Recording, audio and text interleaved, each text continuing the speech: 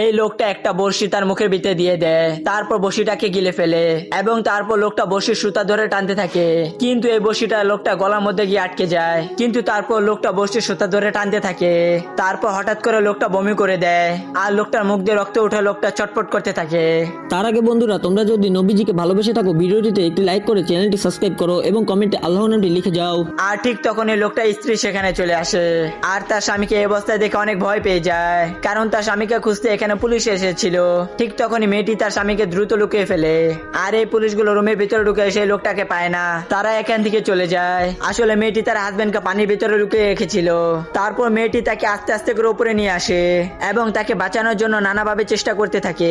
তারপর হঠাৎ করে লোকটা জ্ঞান ফিরে আসে, তারপর মেয়েটা তোয়ালে দিয়ে তার স্বামীর মুখটা ভালোভাবে পরিষ্কার করে দেয় এবং তার মুখের ভিতরে একটা কাঠি দিয়ে দেয় এবং একটা প্লাস দিয়ে মুখের ভিতরে বসিগুলোকে বের করে ফেলে, যার জন্য লোকটা বেঁচে যায়। তো বন্ধুরা,